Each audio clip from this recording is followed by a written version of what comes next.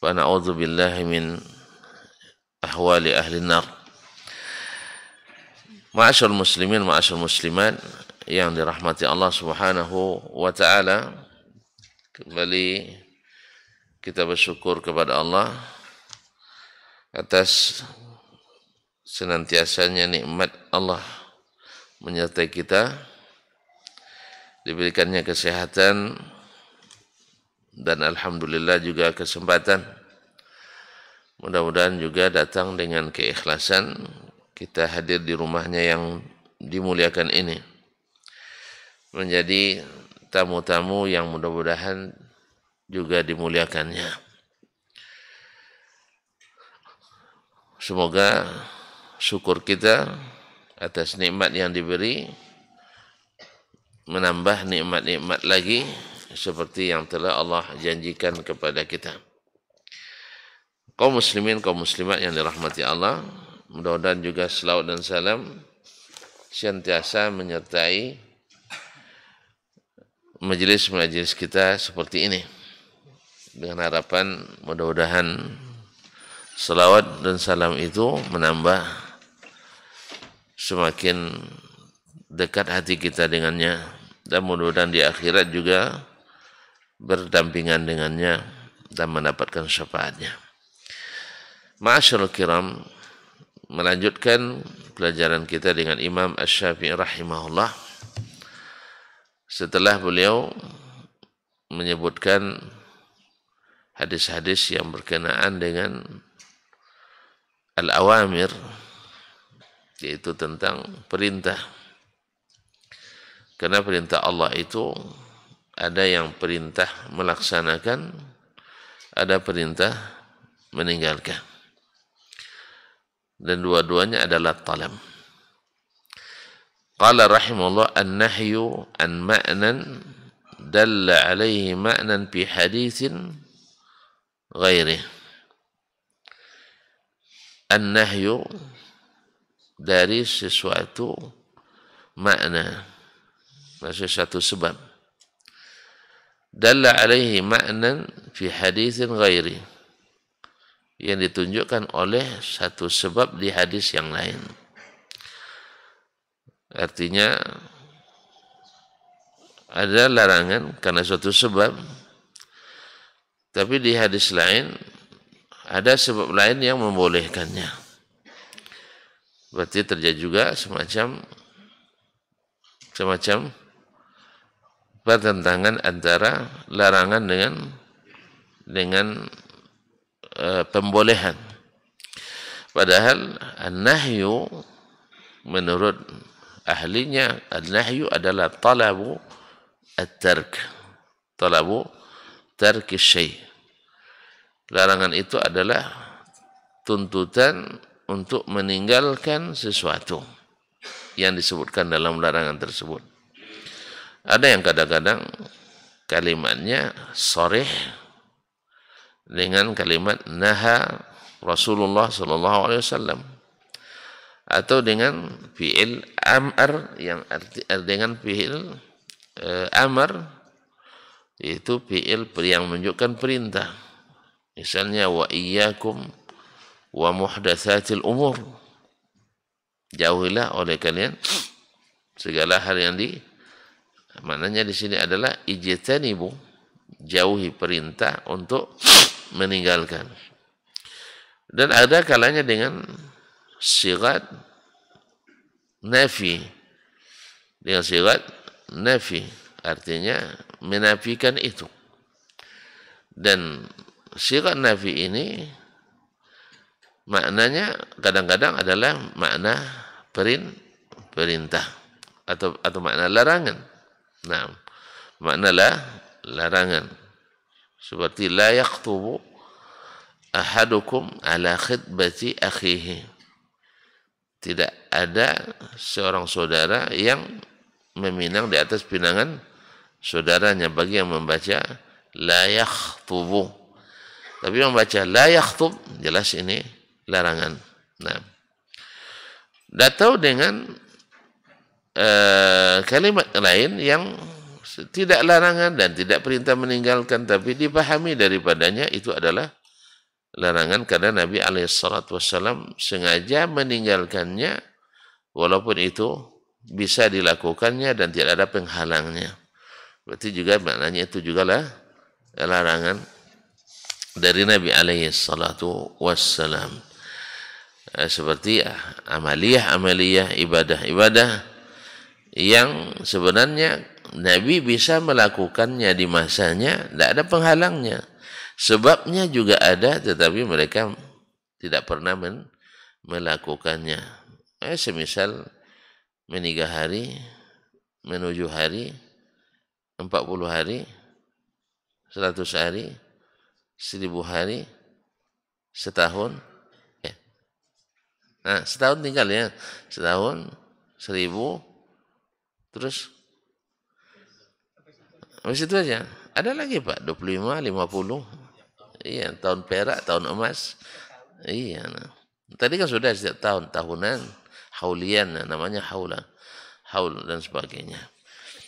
Ini kan bisa dilakukan di zaman Nabi. Sebabnya juga ada di zaman Nabi. Yang sebabnya adalah untuk menghibur orang yang ditinggal, atau untuk mendoakan orang yang meninggal, atau untuk bersedekah atas nama mayit. Itu semua ada di zaman Nabi sebabnya, dan tidak ada pula penghalangnya. Tetapi Nabi tinggalkan, berarti masuk dalam umumnya larangan mengada-ngada dalam agama. Taib. Imam Asy-Syafi'i rahimahullah memulai juga dengan contoh hadisnya. Qala rahimahullah, akhbarana Malik. Telah menceritakan kepada kami Malik. Barangkali sesuatu faedah yang paling mungkin perlu kita ingatkan. Banyak sekali Imam Asy-Syafi'i kalau dalam masalah ini meriwayatkan dari gurunya Imam Malik. Sahih? Karena memang Malik adalah guru fikihnya juga. Karena masalah ini masalah fiqh. Dan Malik adalah afqahu man fi zamanihi. Imam Malik adalah yang paling faqih di zamannya. Jadi di sini kita menarik kesimpulan bahwa fikihnya Asy-Syafi'i tak lepas juga dari andil gurunya Imam Malik rahmatullah. Dan Imam Malik gurunya tidak tanggung pula. Nafi', salah satu dari fuqaha Madinah di masa tabi'in. Juga dia punya guru Rabi'atul Ra'i atau Rabi'ah bin Abi Abdurrahman, yang kalau seandainya Allah mengizinkan, dia juga patut punya mazhab fikih tersendiri karena dia mujtahid mutlak. Ini di antara yang banyak berkesan pada Imam Malik, kemudian Imam Asy-Syafi'i rahmatullahi taala alaih. Akhbarana Malik, telah menceritakan kepada kami Malik an Abi Zinad, dari Abu Zinad Muhammad Abdurrahman ibn Abi Zinad al-Madani, wa Muhammad ibn Yahya ibn Habban, dan Muhammad ibn Yahya ibn Habban al-Ansari, anil A'raj, dari Al-A'raj Abdurrahman ibn Hurmuz Al-Madani, yang dikenal dengan Al-A'raj, min athbatin nasi fi Abi Hurairah, yang termasuk yang paling kuat riwayatnya dari Abu Hurairah. An Abi Hurairah radhiyallahu anhu, dari Abu Hurairah Abdurrahman ibn Sakhar Ad-Dawsi, sahabat Nabi yang paling banyak merekam hadis secara mutlak karena berkat doa Nabi sallallahu alaihi wasallam dan kesungguhannya untuk menuntut hadis.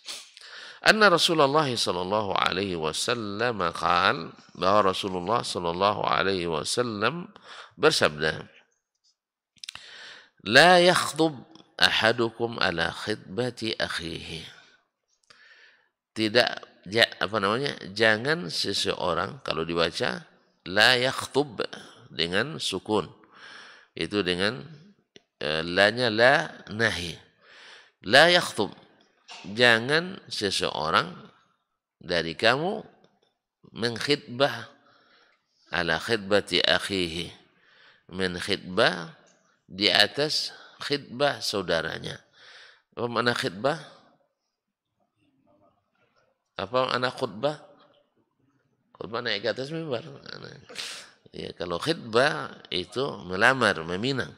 Kalau khutbah biddam seperti kata Ibnu Faris, maknanya adalah naik mimbar. Ya, khutbah adalah berpidato, berceramah, sedangkan khutbah adalah meminang.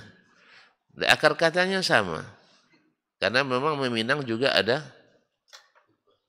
khutbahnya. Kan ada lama juga berundingnya itu. Apalagi kalau anda hadir nenek mamanya. Masya Allah. Ya, bersiacung kadang-kadang tak sempat makan, lupa sholat kadang. Nah, jadi kalau acara nenek mama itu sering, kalau dulu sekarang dah paham-paham semua dah. Ya, dah suka lapar mulai datuin sekarang. Kalau dulu dah. Ya, kadang waktu makan siang sudah jam 3 belum selesai berundingnya. Sengaja pula. Tapi saya senang juga dengarnya. Cuma tidak senangnya itu tadi, lambat makannya. Kalau saya dekat datuknya, saya bisikan, tuh ingat waktu makan dan ingat waktu salat. Pokoknya kalau nak nyambung setelah makan dan setelah salat. Ternyata kalau selesai salat dan makan tidak ada lagi yang nak nyambung. Jadi memang harus diingatkan kadang-kadang. Harus diingatkan. Nah, masyaallah kiram dirahmati Allah SWT. Jadi khutbah. Satu akar berubah harakat, berubah makna. Ya begitulah hebatnya bahasa Arab yang Allah pilihkan untuk agamanya ini. Oleh sebab itu, aneh bin ajaib kalau ada orang menyuarakan anti Arab, itu tandanya dia tidak mencintai agamanya. Tandanya dia tidak mencintai nabinya. Tandanya dia tidak mencintai kitab sucinya. Karena itu membenci orang Arab sama dengan membenci bahasanya. Oh enggak, saya bahasa Arab suka, orang Arab tidak suka. Tidak mungkin. Antum kalau suka orang Aceh pasti belajar bahasa Aceh. Iya. Nah, kalau sudah ada orang Jawa yang tidak mulai belajar bahasa Aceh, tengok-tengok, awasi itu. Pasti ada yang diincarnya itu. Diincarnya orang Aceh. Nah pasti, kalau antum suka, mesti belajar bahasanya. Tapi kalau antum tidak suka, tidak mungkin. Jelas ya? Sama dengan ada seorang Habib dari Timur Tengah sekarang ini mengatakan, dari dulu, bukan sekarang aja, sering dia ucapkan, saya cinta orang Yahudi. Tapi saya tak cinta penjajahan Yahudi. Gimana pula orang beriman mencintai orang kafir? Subhanallah. Ini orang, kalau dikatakan tidak berilmu. Dikatakan tidak cerdas, orangnya cerdas. Buktinya kalau membantah, pandai gitu. Ya, bukan tidak cerdas, bukan tidak berilmu, tapi salah ilmu. Akibat tidak memperhatikan masalah akidah. Takut dengan istilah warak dan barak. Karena kalau pakai warak dan barak dituduh radikal nanti. Ya memang kalau makna radikal ada istiqamah, ya semua kita radikal. Ya, orang yang menuduh radikal juga radikal. Karena dia istiqamah dengan aturannya, sah. Tapi kalau radikal dengan makna memaksa orang mengikuti kita, iya kita tidak. Tidak pernah memaksa orang, memaksa kehendak kepada orang lain, tidak. Tapi kalau istiqamah di atas agama dengan iman, bertahan di atasnya, ya semua orang radikal, anti radikal pun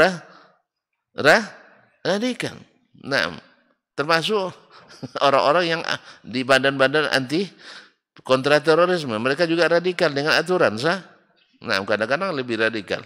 Tapi kalau ada makna radikal memaksakan, kita tidak boleh memaksa diri. Makanya cinta kepada orang kafir itu cinta radikal itu. Nah, cinta pada orang kafir cinta dipaksakan. Dia bilang saya cinta pada orang Yahudi, tapi benci pada penjajahnya. Subhanallah. Seolah-olah beliau, ini seolah-olah ya, yang lebih membesarkan dosa menjajah daripada dosa menyekutukan Allah. Dosa kafir. Mana lebih besar? Hah? Tapi kok dia, ya kalau hanya sekadar Yahudi, orang kafir dia tidak benci. Tapi kalau seandainya dia menjajah, benci. Berarti menjajah lebih besar dosanya daripada kekafiran. Hah, betul tuh? Mana yang lebih besar dosa mencuri daripada dosa kafir? Apa buktinya? Kalau orang syirik, tidak ada yang menderita dibuatnya. Kalau menjajah, banyak orang yang menderita. Berarti mana yang lebih besar dosanya? Hah? Sudah mulai ragu, masuk subhat. Orang penjajahan, banyak orang mati, banyak orang dibantai, banyak ini. Banyak orang yang harus meninggalkan tanah airnya, buat kacau dunia. Baik. Orang kafir aman-aman aja. Nah, mana lebih besar? Serius ya Pak? Orang kafir justru kadang senyum-senyum aja sama kita. Nah, tapi penjajah enggak, ganas sama kita. Kaum muslimin dan muslimat, nah, yang dirahmati Allah SWT, kekafiran itu lebih besar daripada daripada wal fitnatu asyaddu minal qatli. Fitnah itu lebih dahsyat dari pembunuhan. Apa makna fitnah di sini? Bukan fitnah madu domba, bukan. Fitnah di sini adalah kesyirikan dan kekufuran. Sebab mereka mendebat Nabi waktu itu, masa Nabi berperang di tanah haram? Kan itu ya? Jelas? Lalu Allah kan halalkan bagi Nabi sesaat di waktu Fatu Makkah itu untuk memerangi. Karena Allah yang perintahkan, maka dia akan mengharamkan, dia menghalalkan. Habis itu diharamkannya kembali sampai hari kiamat. Didebat oleh orang itu. Maka Allah katakan wal fitnatu asyaddu minal qatl. Kekufuran kalian wahai ahli Makkah, kesyirikan kalian itu lebih dahsyat dari pembunuhan. Jelas? Kita tidak suka, kita benci. Naam. Kita benci segala dosa, dan dosa yang hajib kita benci adalah kekufuran. Enggak, saya benci kekafirannya, tapi tidak benci sama orang kafir. Mana ada? Kalau antum benci pada kekufurannya, mesti benci kepada orangnya. Karena Allah menyuruh itu. Enggak, kalau gitu nanti kita radikal. Antum saja yang salah paham. Istilah cinta dan benci. Akhi, sudah sering saya katakan di sini. Antum suka dengan orang yang mencuri? Benci tidak sama pencuri? Benci. Berarti antum radikal. Benci pada pencuri. Ada yang suka sama pencuri? Tunjuk tangan. Ustaz, saya suka pencuri, suka penjudi, suka penzina. Tidak mungkin. Kecuali antum juga pencuri. Antum juga pencuri. Nah, orang kafir dosa lebih besar dari dosa mencuri. Masa antum cinta kepadanya? Inilah sebab gara-gara tauhid tidak duduk dalam hatinya. Orang bertauhid tak mungkin mencintai lawan tauhid. Sah? Tapi kalau gitu nanti kita menzalimi orang. Enggak. Nabi yang membenci orang kafir tidak pernah menzalimi orang kafir. Justru orang Yahudi lebih senang tinggal bersama Nabi alaihissalatu wassalam. Cuman petinggi-petingginya yang berkhianat, akhirnya mereka harus minggat dari Madinah. Kalau orang awamnya lebih senang tinggal bersama Nabi daripada bertinggal dengan orang Yahudi sendiri. Karena mereka tahu petinggi-petingginya itu zalim-zalim semua. Karena petinggi-petingginya tidak konsisten dengan agama. Allah musta'an. Jangan terlalu panjang masalah ini. Tidak selesai masalah kaji kita. Saya hanya ingin tunjukkan bahwasanya bila tauhid tak duduk dalam hati, maka kaji penuh dengan subhan. Allah musta'an. Berkata Imam Malik berkata Imam Syafi'i rahimahullah, akhbarana Malik, telah menceritakan kepada kami Malik lagi Imam Malik rahmatullahi alaih, An-Nafi', dari Nafi' maula Ibnu Umar, salah satu dari 7 fuqaha Madinah di masa tabi'in. An Ibnu Umar, dari Ibnu Umar, Abdullah bin Umar bin Al-Khattab Abu Abdurrahman Al-Adawi radhiyallahu anhu wa an abi. Ini disebut oleh ulama hadis silsilah zahabiyah, rantaian emas. Malik faqih muhaddis, Nafi' faqih muhaddis, Ibnu Umar faqih muhaddis. Maka disebutlah dengan rantaian emas. Sanad paling sahih di dunia. Sanad paling sahih di dunia. Malik dari Nafi' dari Ibnu Umar. Nah, ini pilihan Imam Al-Bukhari, Ali bin Madini. Para imam besar hadis. Nah, ada Nabi sallallahu alaihi wasallam, dari Nabi sallallahu alaihi wasallam, annahu qala, bahwa beliau bersabda, la yakhtub ahadukum ala khitbati akhihi. Jangan seseorang dari kamu mengkhitbah di atas khitbah saudaranya. Jangan meminang yang sedang dipinang oleh saudaranya. Tak boleh. Tak boleh itu dilakukan. Jelas? Karena seperti kata dalam riwayat disebutkan, atau seperti kejadian juga, sebab kalau dipinang, kadang-kadang dia setuju dengan yang pertama. Jelas? Sudah setuju menikah yang pertama, pas masuk yang kedua, ternyata lebih ganteng pula. Nah, gitu kan? Lebih kaya pula. Perangai lebih bagus pula. Yang pertama sudah tidak ganteng. Ya, dompetnya tipis. Penjahat pula. Ya, atau kurang baik. Nah, ketika datang atau meminang dalam kondisi seperti ini, pasti dipilihnya. Begitu kan? Nah, dipilihnya. Dan biasanya, umumnya rata-rata pinangan itu tidak sama. Mesti ada yang lebih dahulu. Ada yang lebih dahulu. Tapi kalau seandainya datang bersamaan dan tidak bisa ditentukan mana yang lebih dahulu, maka tawakkal Allah. Nah, ya kan terpaksa karena sama-sama. Misalnya satu masuk jalur keluarga, satu masuk jalur sahabat. Kan ada begitu kan? Satu masuk jalur keluarga, satu masuk jalur sahabat.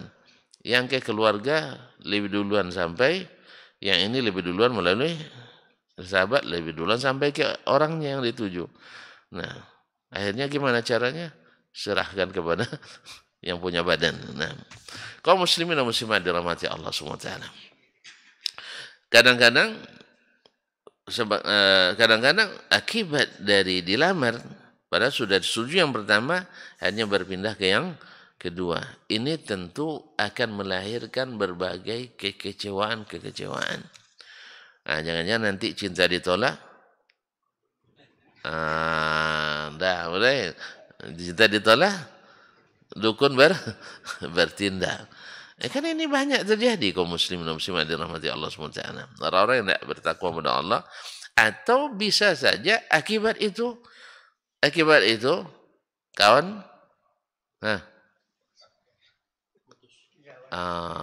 putus tali akinya, seperti Majnun Laila.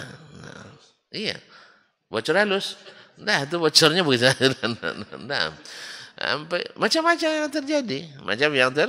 Sampai dipasung orang. Dan itu semuanya terjadi. Makanya hikmah ilahi melalui sabda Nabi SAW, kalau kita tahu saudara kita sudah melamar, maka selesaikan dulu dia proposalnya, diterima atau ditolak. Tapi kita standby aja. Ya, standby, tapi jangan provokasi. Nah, standby, proposal disiapkan. Pas proposal dia ditolak, masukkan. Nah, ini kan, jangan sampai jangan masuk angin lagi.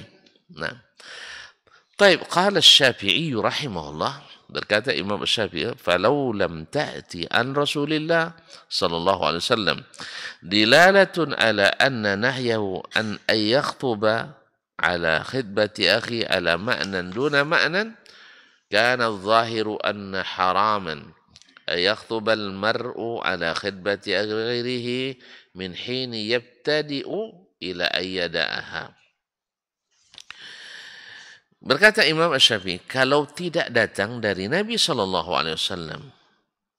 petunjuk ala anna nahyahu an yakhtuba, petunjuk dalil yang menunjukkan bahwa larangannya dari menkhidbah di atas khidbah saudaranya ala ma'nan, atas dasar suatu makna, yakni satu sebab, ilat, duna ma'nan, tanpa ada ilat yang lain, bukan karena ada sebab yang lain, larangan itu kana zahir, maka zahirnya dipahami anna haraman, bahwa haram ayakhthubal mar'u ala khidbati akhihi, seseorang haram mengkhidbah di atas khidbah saudaranya dari mulai sampai dia meninggalkannya.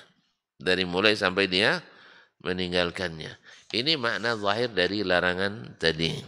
Kalau bukan karena ada ilat yang lain. Ternyata ada makna lain, ada sebab lain, ada ilat lain dalam hal tersebut. Naam.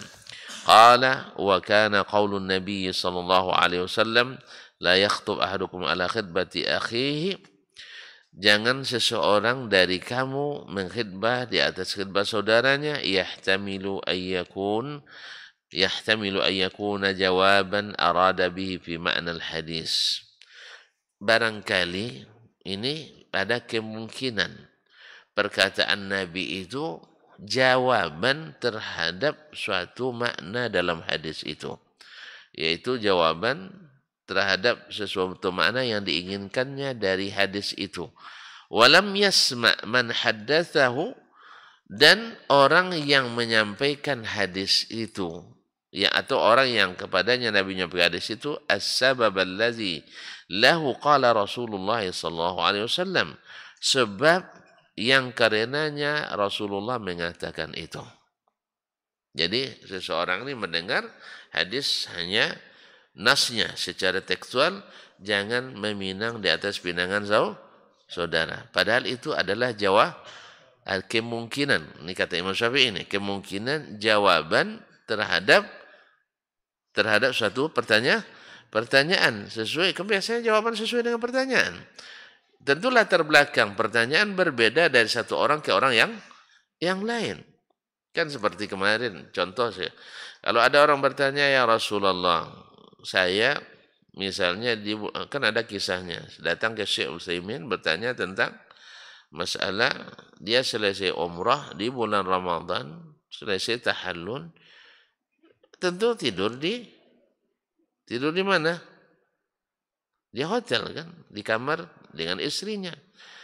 Ya, entah kenapa dia sinan sama istrinya. Terjadilah, padahal mereka sedang puasa. Nah, Syekh, kalau ada orang bertanya seorang, ya Rasulullah, saya berhubungan suami istri siang Ramadan, tidak disebutkan sebab-sebabnya seperti apa, sah? Pasti jawaban Syekh, kamu mesti memerdekakan hamba sahaya. Oh, tidak ada hamba sahaya Rusia. Kalau gitu, puasa 2 bulan berturut-turut. Oh, tidak bisa Rusia, sehari tidak sabar. Akhirnya beri makan 60 orang fakir miskin. Ini kalau jawaban umumnya. Jelas ya? Tapi saya bertanya, kamu orang mana? Orang mana? Berarti ada sebab lain kan? Orang mana? Jawabannya, saya orang Mesir. Orang Mesir berarti kamu musafir. Iya ya Syekh. Orang musafir halal baginya tidak berpuasa. Apapun yang menyebabkan dia berbuka. Termasuk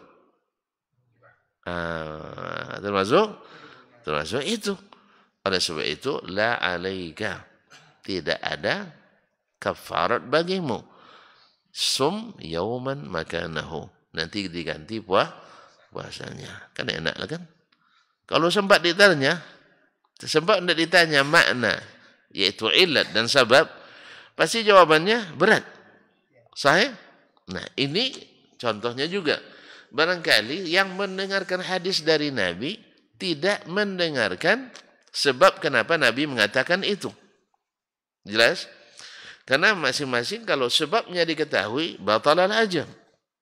Kenapa dilarang?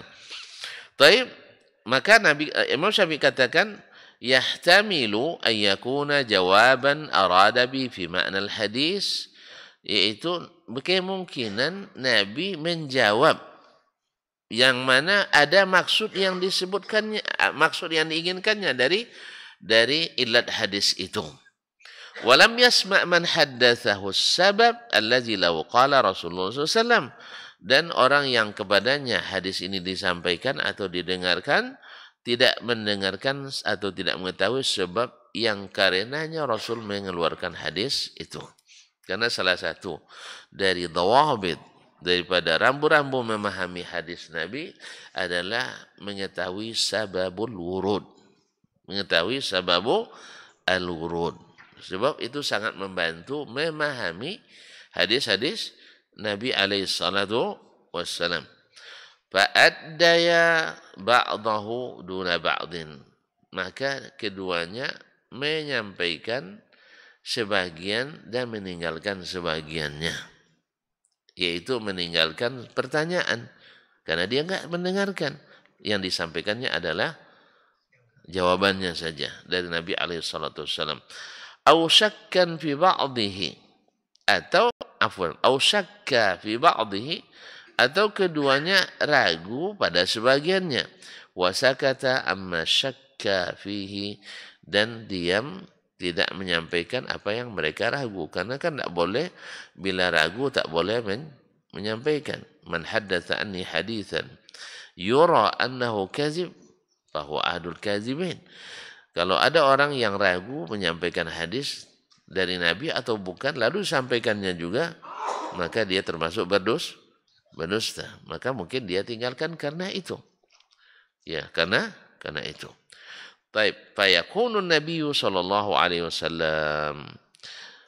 Kalau kemungkinan itu yang berlaku, maka Nabi sallallahu alaihi wasallam su'ila an rajulin. Mungkin Nabi ditanya tentang seseorang laki-laki. Khataba mra'atan. Meminang seorang wanita. Faradiyathu. Dan wanita itu menerimanya. Ridha kepadanya. Kalau ridha perempuan gimana? Kalau ridha perempuan gimana? Diam. Sekarang tidak bisa lagi, Pak. Ya, sekarang tidak bisa lagi. Abah sembarang aja kan. Diam saya itu sedang berpikir katanya. Karena dia sudah belajar filsafat, itu masalahnya. Jadi diam saya itu masih mikir-mikir dulu. Ini langsung diterima aja. Coba cabut lagi katanya. Ya, kan bahaya jadi. Ya. Jadi anak perempuan sekarang karena memang sudah kita ajarkan mereka pandai menjawab kan. Di banyak di metode pendidikan kita diajarkan anak perempuan jangan malu malu, salah kita juga. Ya kita di rumah tidak bisa didiknya, terpaksa disekolahkan. Semakin tinggi sekolah tinggi semakin hilang rasa malunya. Nah, makanya kita perlu sekolah yang tetap menjaga malu supaya tidak memalukan. Ya, supaya tidak memalukan. Mohon maaf, banyak nih sekolah-sekolah kita, ya sekolah Islam juga kita, tapi kadang-kadang lupa menanamkan unsur malu. Bahkan mungkin tanpa disengaja membuat anak-anak perempuan kita hilang rasa malunya. Ya, dibuatkan mereka kemana berpasangan. Akhirnya tidak ada lagi rasa segan pada lawan jenis. Tidak ada lagi sama malu lagi. Dibuatkan mereka melingkar. Kadang-kadang buat lingkaran main pegang-pegang tangan pula kan dengan alasan pendidikan olahraga. Kadang dibuat pula mereka saling tabrakan dalam olahraga. Kan ada mainan yang buat mereka bertubrukan atau tabrakan. Bertubrukan. Kadang main seruduk pula. Nah, jadi akhirnya kalau dulu mereka melihat laki-laki menunduk, sekarang menyeruduk. Itu. Nah, kalau dulu mereka malu-malu, sekarang sering bikin malu. Akibat malu itu dihilangkan dari dunia pendidikan. Padahal Nabi SAW mengatakan al-haya'u minal iman. Malu itu adalah bagian dari iman.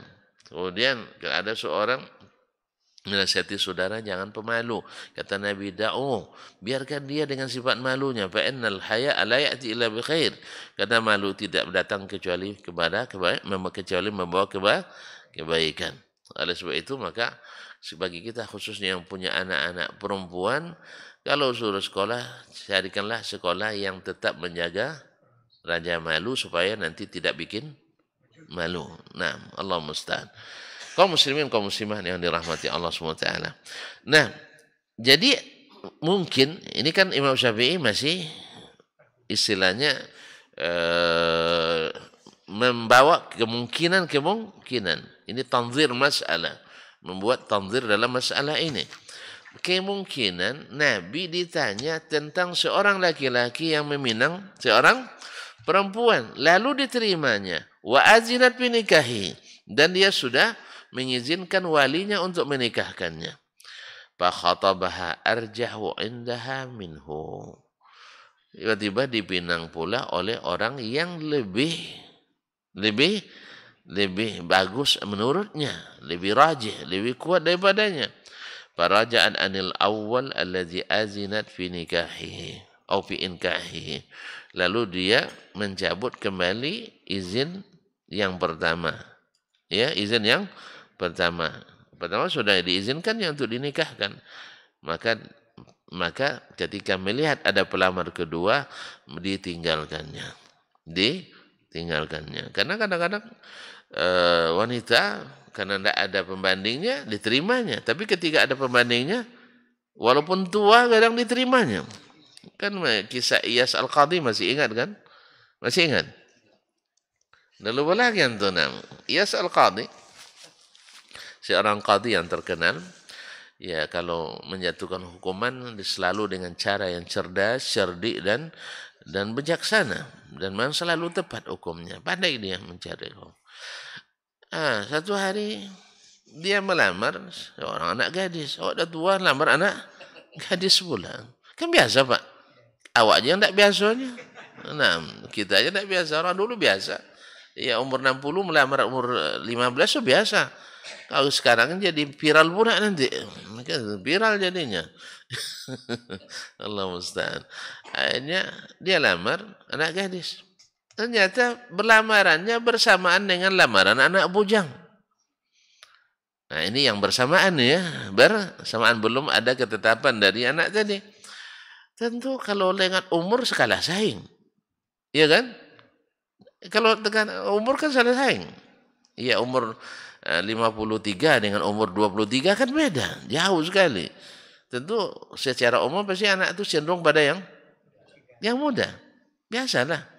Biasa, kita pun juga sama kan, cenderung pada yang muda. Akhirnya, tapi kalau tidak cerdas, tidak iyas namanya.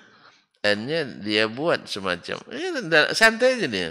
Anak muda, kamu memang dah siap tidak menikah? Dah siap, Pak? Enggak, kalau belum siap biar saya aja dulu. Gitu kan? Oh, enggak bisa katanya, enggak bisa. Menikah itu perlu manajemen keuangan yang bagus. Itu cerita kan. Terpancing dia. Ya, masih kurang pengalaman dalam, ya mungkin secara tenaga kuat, tetapi dalam teori kalah itu. Jam terbangnya masih rendah. Kamu barangkali tidak pandai ngatur keuangan rumah tangga. Dia bilang, Pak tua jangan macam-macam. Saya 1 sen pun tak luput dari hitungan saya. Dia dengar sama anak gadis tadi. 1 sen tak luput dari hitungannya. Apa maknanya? Kedekut ini. 1 sen, 500 pun ditunggu juga sejam nunggunya kembaliannya kan? Iya kan? Pokoknya cari kembalian 500 perak ditunggu setengah jam. Nah, ini perhitungan. Akhirnya, kalau jangan-jangan Pak tua yang tidak pandai. Kalau saya, manajemen rumah tangga gampang. Saya terima gaji, kasih istri. Kan terima? Kasih. Saya kasih, taruh di peti di rumah. Orang dulu kan penyimpanannya kan ada kotaknya kan. Nah, taruh di situ, kunci istri yang pegang. Kamu ambil berapa mau silakan. Kira-kira yang mana yang diterima? Akhirnya iyas yang diterima. Ini pengalaman juga, Pak.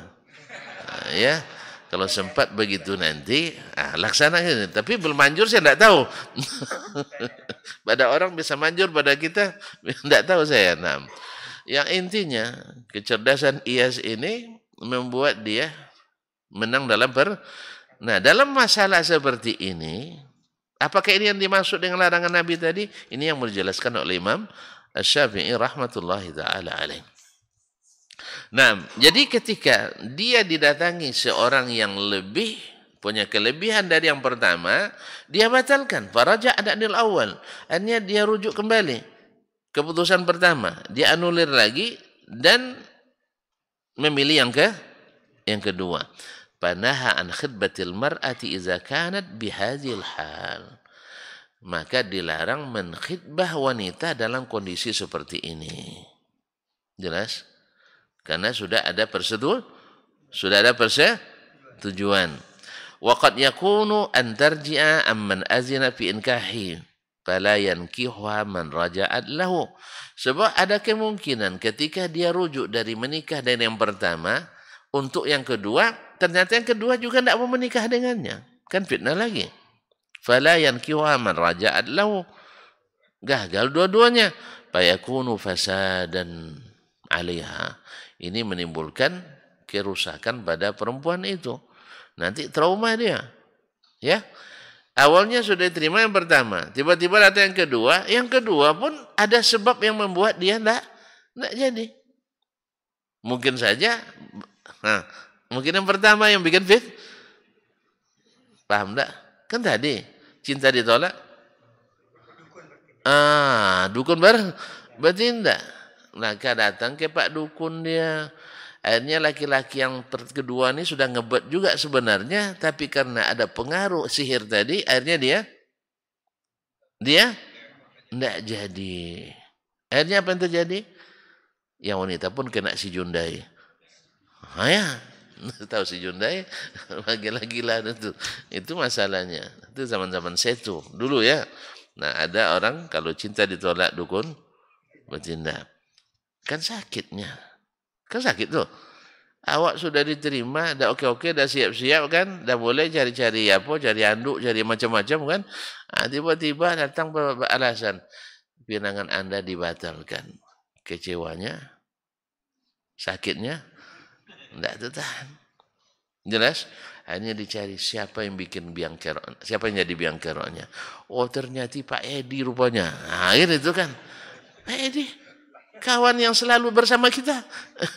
Akhirnya dia cari siapa dukun paling paling apa di kampungnya itu. Paling sakti. Akhirnya apapun dia bayar. Pokoknya yang penting wanita ini jangan sampai menikah seumur hidup. Itulah kadang-kadang dibuatnya. Di sihirnya. Jelas ya? Makanya akan terjadi fasad. Terjadi kerusakan. Atau setidaknya fitnah. Dia buat isu yang tidak baik. Kabarnya antum kemarin tidak menikah dengan si fulana. Iya, awalnya saya sangka orang baik-baik, ternyata auzubillah gitu kan. Kenapa? Pokoknya tidak usah. Itu. Pokoknya asal ada yang nak melamar kasih tahu ya. Akhirnya auzubillah itu tertegar semua. Padahal tidak ada apa-apa. Fitnah. Ya orang kalau sudah kecewa itu kalau tidak bertakwa pada Allah, dia tidak ragu melakukan dosa apapun dia buat. Nauzubillah. Nah, ini yang dimaksud menurut Imam Syafi'i, kemungkinan ini yang dilarang oleh Nabi alaihi salatu wassalam. Fayakunu fasadan 'alaiha wa 'ala khatibiha allazi azinat fil inkahi. Rusak dia, rusak pula pada yang pertama dan yang kedua. Dua-duanya rusak. Nah, fa in qala qailun, kalau ada yang bertanya, lima sirta ila an taqula, apa yang menyebabkan kamu mengatakan ini? Inna nahyan nabi ay yakhthuba ar-rajul ihbitai ala ma'nan duna ma'an. Yang menyebabkan kamu mengatakan larangan itu berlaku karena satu ilat dan tidak berlaku pada sebab yang lain. Nah, fa bid-dalalati anhu. Maka Imam Asy-Syafi'i mengatakan ada dalalahnya, ada isyaratnya ke situ. Ada makna yang tersirat di situ. Fa in qala dikatakan fa aina hiya? Mana dalalah tersebut? Qila lahu, dikatakan pada insyaallah akhbarana Malik. Telah menceritakan kepada kami Imam Malik lagi. An Abdullah ibn Yazid maula al-Aswad bin Sufyan. Dari Abdullah ibn Yazid maula al-Aswad bin Sufyan al-Ansari. An Abi Salamah ibn Abdurrahman, dari Abu Salamah ibn Abdurrahman ibn Auf, dari Abu Salamah ibn Abdurrahman, yakni ibn Auf Az-Zuhri, salah satu juga dari 7 fuqaha Madinah di masa tabi'in.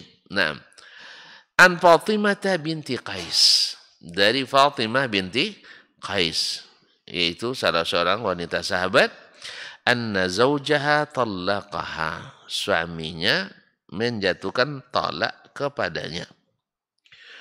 Fa'amaraha Rasulullah sallallahu alaihi wasallam, lalu Rasul sallallahu alaihi wasallam memerintahkan kepadanya an ta'tadda fi bait ibni ummi maktum, untuk tinggal di rumah Ibnu Ummi Maktum, Abdullah bin Ummi Maktum yang buta itu, muazzin Nabi alaihi salatu wassalam, karena dia buta. Nah,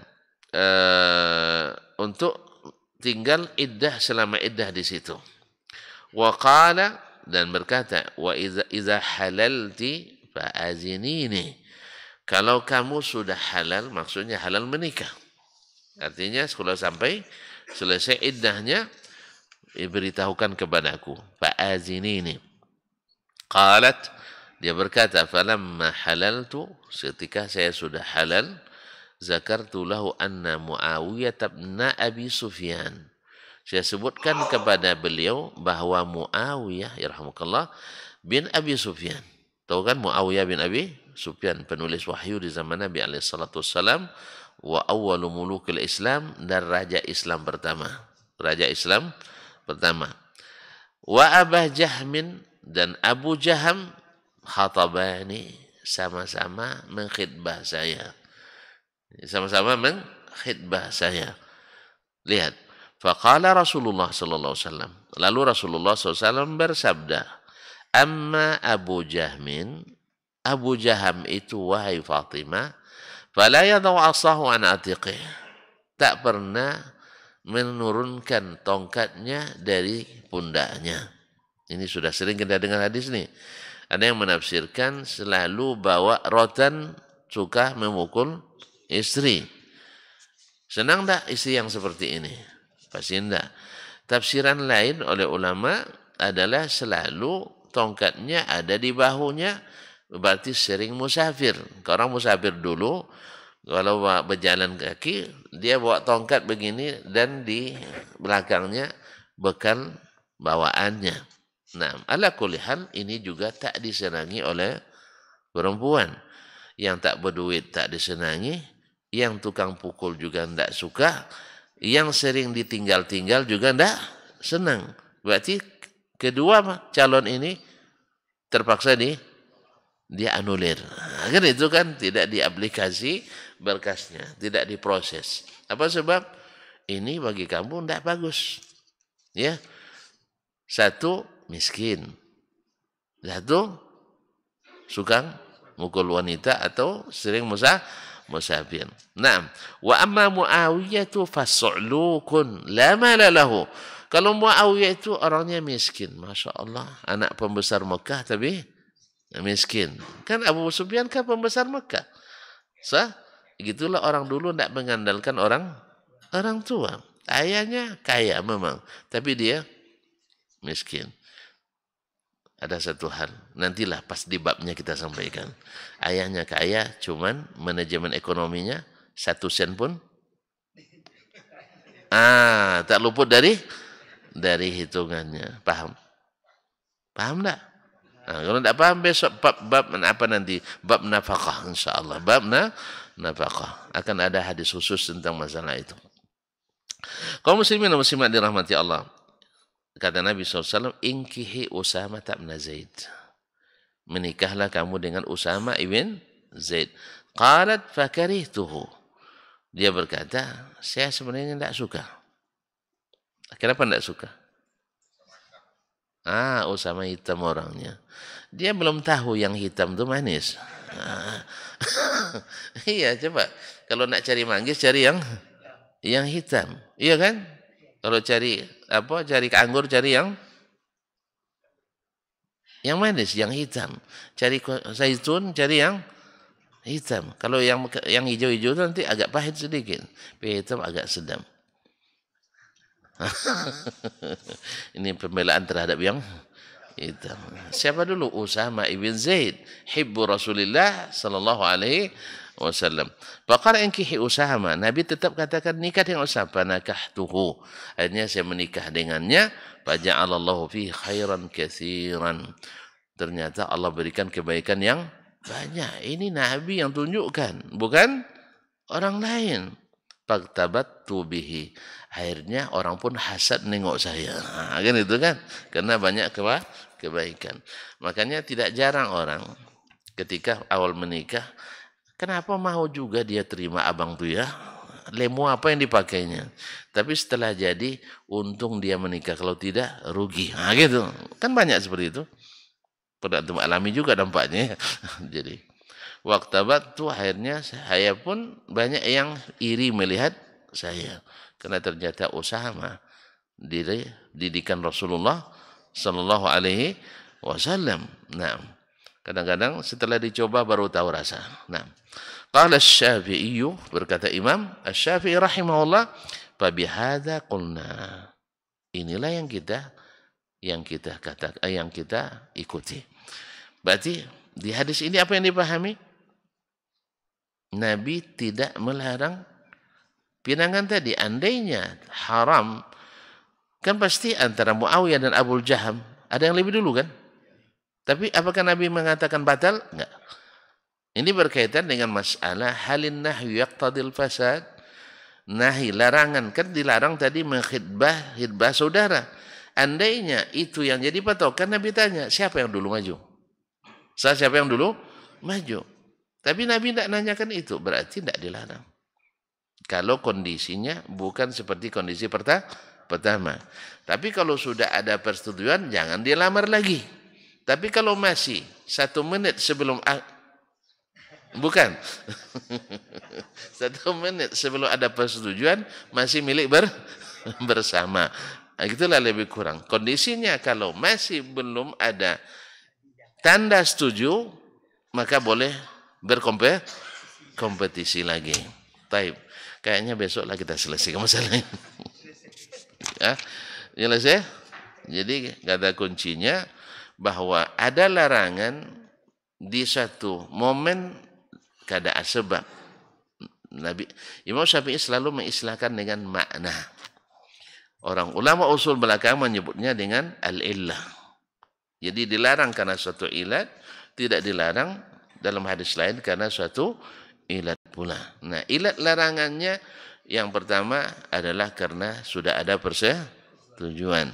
Sedangkan di ilat yang kedua dibolehkan karena belum ada persetujuan. Makanya dia tanya dulu ke Nabi, minta pendapat. Nabi justru memberi pendapat opsi yang ketiga. Sebab apa? Nabi SAW dalam hal ini mustasyar, wal mustasyar mu'taman. Orang yang diminta pendapat itu harus amanah. Nah, Nabi tahu kalau Muawiyah orangnya tidak banyak duit. Wanita, mungkin Nabi tahu bagaimana Fatimah binti Qais ini. Mungkin dia orang yang jenisnya mungkin juga suka. Jangan-jangan cerai dengan suami pertama karena kurang juga mungkin, wallahu alam. Kita kan tidak tahu ini, kan Nabi yang tahu kan. Maka saya sebutkan Muawiyah itu orangnya miskin. Nanti takut terulang kembali. Sedangkan si Abu Jaham ini orangnya pakai bahasa kiasan Nabi. Tidak pernah meletakkan tongkatnya dari bahunya. Pokoknya tongkat ada di bahunya terus, begini terus gitu. Tafsirnya suka. Kan orang mukul kan begini nah. Kan atau sering musafir. Itu juga tidak diinginkan oleh perempuan. Perempuan itu tidak suka yang sering meninggalkan. Tapi kalau dibawa terus tidak suka juga dia. Di rumah terus juga tidak suka. Makanya ada istilah orang tua kita, sayang istri, tinggalkan. Bukan tinggalkan, tinggalkan. Tinggal dikit, balik lagi. Tinggal dikit, balik lagi. Tapi jangan pakai tolak ya. Jangan pakai tolak. Maksudnya musafir sebentar, balik lagi. Pas-pas dia ada rindu, kita pulang. Tapi kalau di rumah terus, siap-siap dapat ceramah. Nah, itu aja. Abang apa di rumah terus, orang pergi, abang tak ada pergi. Nah, apalagi kalau tidak ada setoran. Itu lebih parah lagi. Nah, Allah musta'an. InsyaAllah kita sambung pada pekan depan dengan izin Allah tabaraka ta'ala. Subhanakallah bihamdik. Asyhadu an la ilaha illa anta astaghfiruka wa atubu ilaik. Wassalamualaikum warahmatullahi wabarakatuh.